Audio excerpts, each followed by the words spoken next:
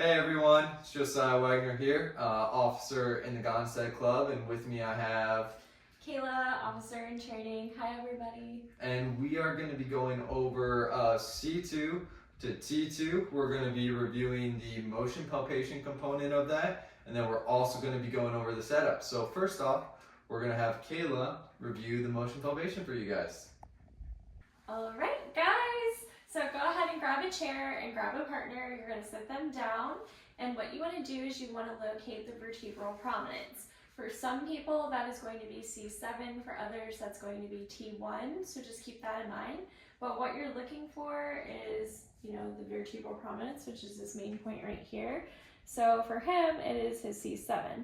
I'm going to go ahead and put my fingers in the inner spinous base, and what we're going to start by doing is doing flexion and extension, which is how you get the P in your listing for posteriority.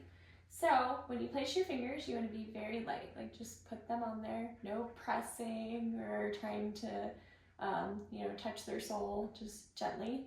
And then you're going to grab the top of their head, again, very gently, and you're just going to slowly move them back. So what you're feeling when they're going into extension here is these are going to approximate. So that means they should come together.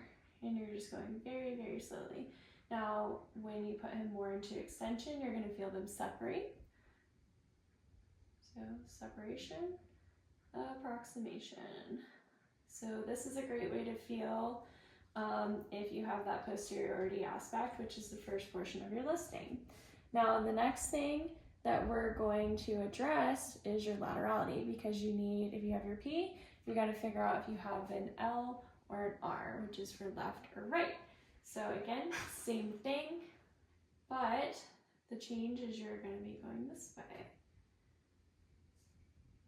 So, and then if you kind of imagine what would be happening is he would be turning like this, right? But if it's stuck, he's going to go, but you're going to feel it kind of not moving as much. So very gentle. Now you have two hands, which that means that you actually have a second opinion. So you're going to use your second opinion here, and you're going to come on the other side. And this also helps with you to develop your touch as the doctor, which is very important because palpation is something that takes time. You'll hear doctors who've been in practice for 20 years say that they're still developing their palpation or other skills. So now that we've done that, I'm going to come back over here. And you would get your listing that's on your person, and we're going to go into lateral bending. So this is how you're going to get your wedging component, and that's either going to be an S or an I. So with this, the spinous should actually kind of go like away, just a little bit. So you'll feel that in there. And again, don't get frustrated, just be relaxed, very gentle, slow. Second opinion, like before. You're going to come here, same thing. And then know that if you're going further down, for example, you may have to move their head just like a little bit more. But if you go slow, you'll kind of know how far you really need to move them. Now get to palpating. So now that we reviewed the motion palpation component for the cervicals, now I'm going to go over the setups for you guys. So the first setup, I'm going to do a simple listing on C6. So C6 is very easy to find because when you're here on the patient, C6 should easily glide away anterior like that. And then C7 is usually their VP sometimes, so it's going to be that larger spinous process. So you're going to feel that larger spinous process, you're going to feel that smaller one right here, and it should glide away. So now hers is not gliding away. Let's say I found my listing, so her listing is a PLS, so we're going to do a simple listing. So to set, I would have the patient sit in perfect patient placement, so I would have them kick their feet up, hands up like this, because I don't want them to resist me at all. And then I want to stand inside the legs, I actually just want to stand a little bit to the left. I want to favor a little bit to the left side of what I'm adjusting. So now I'm going to laterally flex her head a little bit to open up that spinous process, and then I want to take my tissue pull. So if you want to come in here and see that, I'm going to take my tissue pull with my thumb. I'm on that spinous process of C6. I'm going to go from left to right, and then I'm just going to follow that in with the index of my the tip of my index finger right here. I'm actually contacting the lateral aspect of the spinous process. Now the most important part here is I want to take my middle finger and reinforce that, and then I want to back that up by these fingers as well too. So a lot of times is what people will do when they are setting this up is their fingers are like this or however. I've seen all sorts of different things, but you want to have them straight here to start out and reinforce. You want them to, when you're pushing on that spinous process, you should feel no pain in any of these joints right here. So again, I'm going to take my tissue pull, and then I'm just going to set it. I'm not digging in, I'm just setting it. Now I want to step up to the patient. I'm going to use my right hand here as my stabilizing hand. I'm just going to grab under the chin, and I'm going to tuck her chin down because it's going to open up those spinous processes in the back. And then I'm going to just say, just relax into my hand. And then what I'm doing is I'm creating my rat hole. So the rat hole comes by the thumb being placed on the mandible of the ramus. I'm sorry, the ramus of the mandible. And you don't put any pressure here. You literally just set that there. You don't dig it in because the patient will tell you if you are. So you literally just set that there. Now I want to go into the other components of my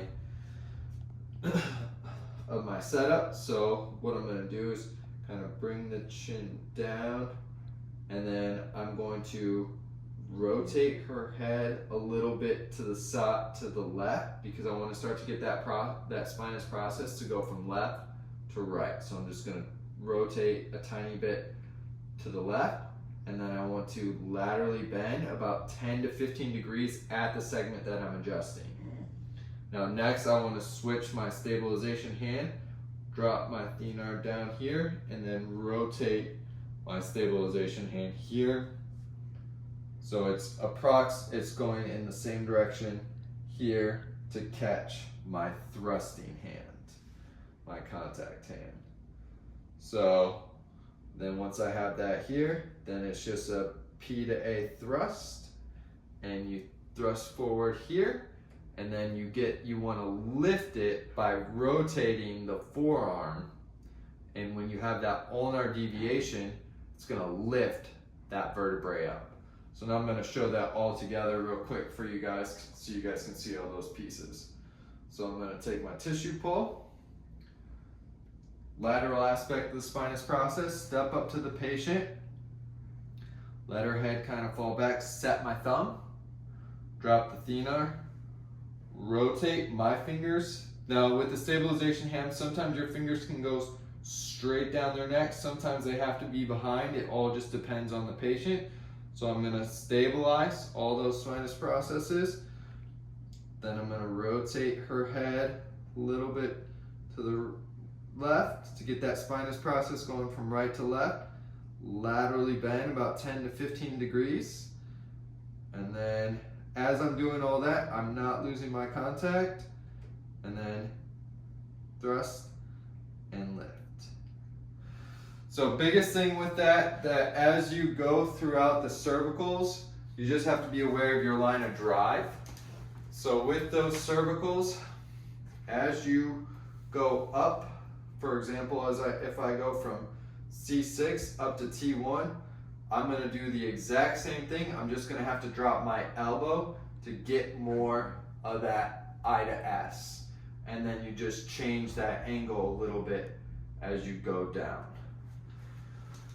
So next, I just want to go over a complex listing for you guys. So let's say I'm going to adjust T2 in the chair. So I'm going to come down to T2.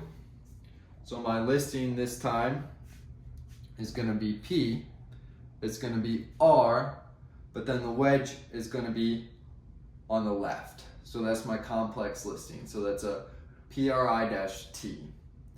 So I'm going to have to contact that on the left side. So with T2, I find T2 spinous process, then I find T1, and then the transverse process of T2 is actually lateral of the spinous process of T1.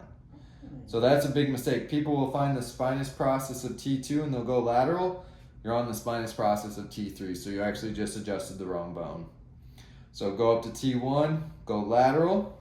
So now I'm going to take my tissue pull from left to right, set it on the TP, set the tip of my index finger on the TP of T1, and I'm going to do a lot of the exact same thing. So with the thoracics though, you have to open them up a little bit more anterior. So I have to bring her head back a little bit farther to open up the space, the disc space in the anterior. And then instead of rotating her head towards the left, I have to rotate her head towards the right because that's where the spinous process needs to go. But then I still laterally bend her about 10 to 15 degrees to the left. Drop the thumb down, rotate the hand, make sure everything's squared up, keep my elbow in tight, make sure I'm holding pressure here in my stabilization hand. And then the biggest thing too is you want to make sure you're having an athletic stance and then your shoulders are relaxed. I don't want to be up here with my shoulder trying to adjust because I'm going to be slow. It just, if you need to take a second, take a breath, drop that shoulder, and then adjust. P to A, I to S with the lift. And it's with a complex listing, with adjusting on this side, you're shooting more towards the same side I with the complex. And if it's a simple listing, when I was set up, I'd be going through the opposite eye. And that is the procedure that you're going to be doing on all the cervicals. Again, depending on if I'm up on C2, I'm just going to drop my elbow down a little bit farther. C3, a little bit less. C4, a little bit less, and so forth. So really understand those line of drives and how those facet angles work, because you have to be able to lift that disc off those facets and set it on the disc. That's the only way you're going to get a full correction. So cervical chair is kind of a love-hate relationship, but stick with it. Don't give up. It gets easier. And if you have any questions, any problems, any concerns, please reach out to us. We're here for you, and hope you enjoy the video. Thanks for coming. Bye, guys. Have a good quarter.